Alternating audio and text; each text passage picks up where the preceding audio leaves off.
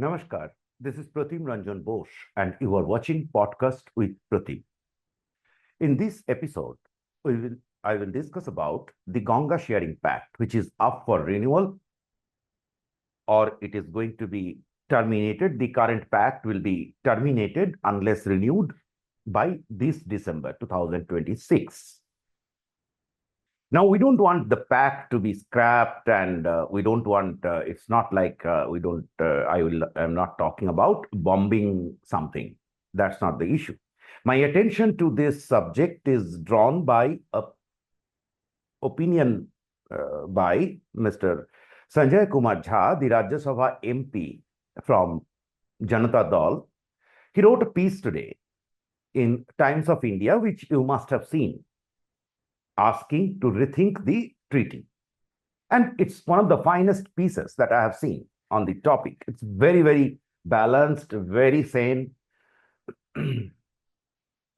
Before we discuss more about it, let me tell you that I've been getting a message on social media and watching it in some digitals, etc., where it is told that the Indian High Commissioner in Dhaka has promised to Mr. Tariq Rahman or the Tariq Rahman government that if the Bangladeshi Prime Minister visits India, everything will be done. If I don't know whether that is correct, a lot of nonsense circulate, but if he has, or if anyone if the Indian side has promised it, it's a wrong thing to do. I sincerely, as a Bangladesh watcher, and I sincerely want the treaty to be delinked from the present Tariq Modi negotiation if it ever happens. And that without any malintention.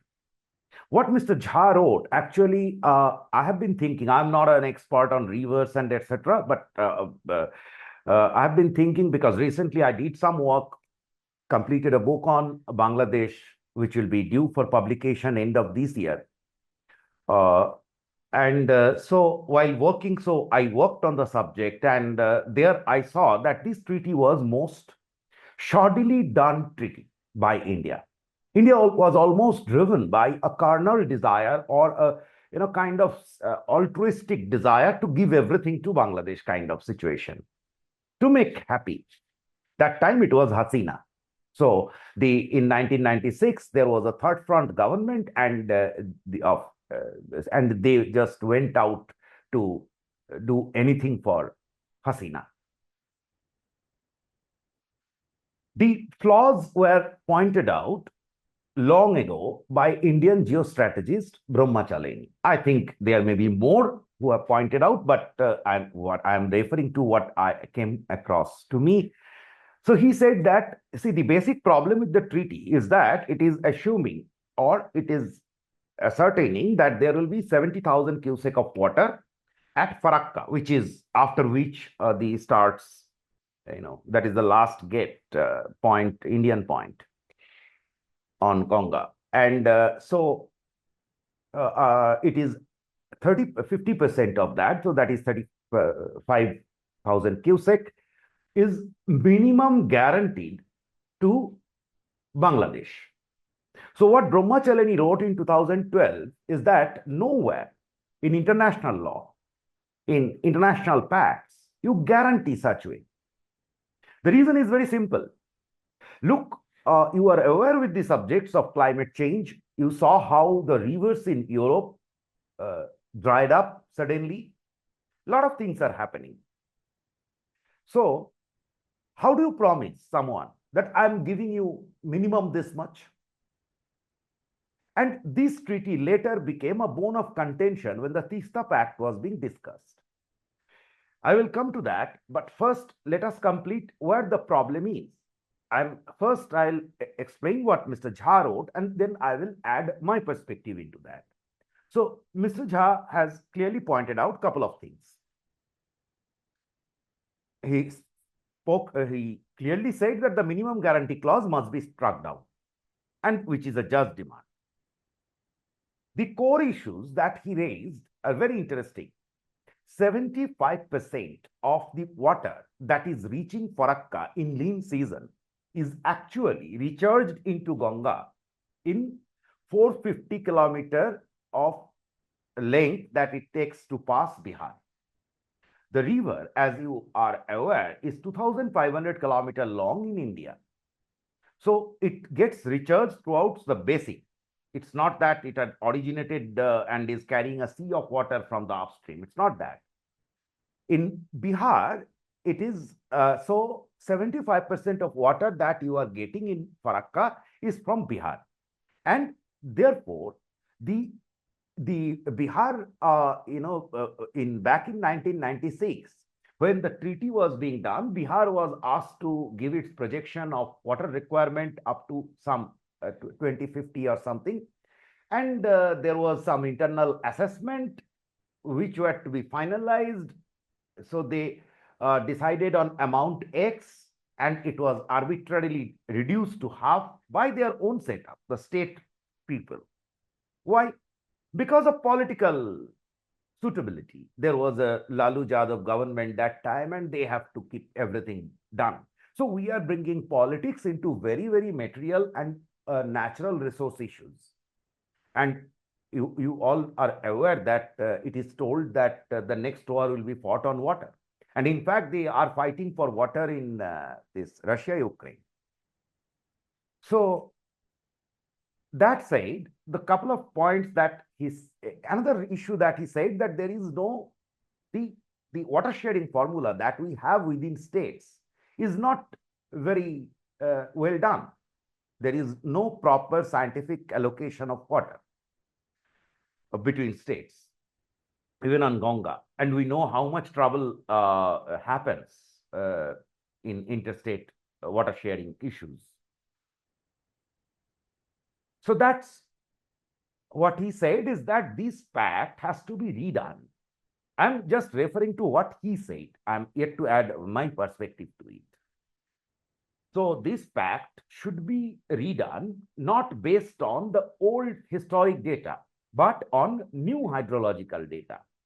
I think no one should disagree to that. In the days of this climate change and the water, when they are running for dying in thousands in summer in Europe because of very strong heat. So the days have changed, climate has changed, and we cannot stick to the old hydrological data. Now, let me add my perspective, and let me pick right from this hydrological data. What happens when you pick wrong hydrological data? So I came across an unofficial study by one of the companies which built a Hydropower station, a private company. And after building, they realized that the water flow is not exactly as they were told. I mean, the data said something, you did your model to something, I mean, just to explain. Suppose you are expecting X volume of water on average. So accordingly, you are building a dam, you are creating the electricity generation facility. Now, suppose this average remains same, but the supplies get very erratic.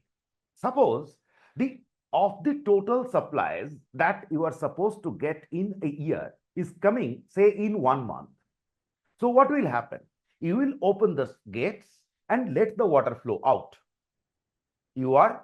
And normally that will happen mostly in the rainy seasons. So when you need, you are just letting the water flow. So in the dry seasons, you cannot use, actually you built that hydel to generate electricity more in the dry season, because that is where you reserve your water. But that is not happening. So what essentially happened is that their payback period for the investment failed. This is one reason private sector is no more entering into hydroelectric generation. It is only the government sector. So that is about data. Now, let me add another perspective to it. The Ganga is recharged, as Mr. Jha said, in Bihar, substantially recharged. By what? How?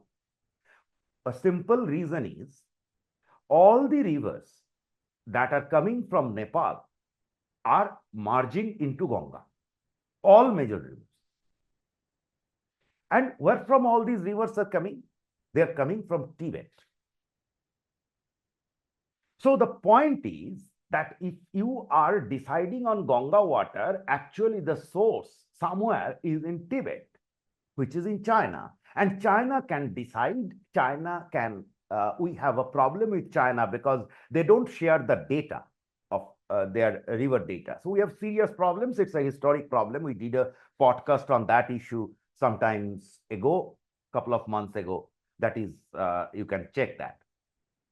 So it boils down to the same fact that if you don't have control over the water, if you don't have control over the data, then how we were assuring a minimum amount of water in the lean season to Bangladesh. Now here Bangladesh is inconsequential. It could be any other nation. It could be another point, another state. So, and it's just a geography. But the point is very simple. How can you guarantee a minimum supply? So the minimum supply clause should be struck down. This pact should be revisited. Mr. Jha has very nicely pointed out, gave the solution that you let the current arrangements go on. The pact is not there, but don't disturb the arrangements because it is water. Everyone has right to water. So let the water flow as it is, as you are doing now. You are sharing these, that. But revisit the pact, strike down the minimum guarantee clause, and this is very important, and I fully endorse it. Reduce the cycle. You have put an abnormal cycle of 30 years for renewal. We all know what happened in India with those 25-year coal projects, quota tariff plan, if you may remember, ultra mega power plants, and why it failed. So here you are talking about a natural resource, and where you have less control, both politically, geopolitically, and in terms of climate. And how could you put a cycle of 30 years, so long? Make it 5 years. It should be the next pact that you will have, should be renewed in every 5 years. I will end this with a little bit of politics. We did it for what? To please Hasina. We thought that Bangladesh will be happy with us. It will be a happy neighbor. Did it really happen so? I'll not get into further, other things which in this podcast, but look how Hasina herself reacted when Mamata Banerjee bombed the Teesta Pact. She invited, she just showed us the China card. And look what, then at the last press conference in 2014, barely 3 weeks before her ouster, she said that no, it will be given to India. That is separate. But look, these fellows, this BNP, these UNOs, so they are also playing that China card. And in fact, this BNP has invited China into Sundarbans. And we did a lot for them in energy sector. Huge we did. So the total investment, etc., everything is struck, but it is not reflecting. There is a reason why it is not reflecting. You have to understand you have to decode them to know that what will keep them at peace, or why they will, under what circumstances they will not dare to do something against you. So that you have to decode. And I don't think that this pact should be linked with the current bilateral. Thank you very much for watching.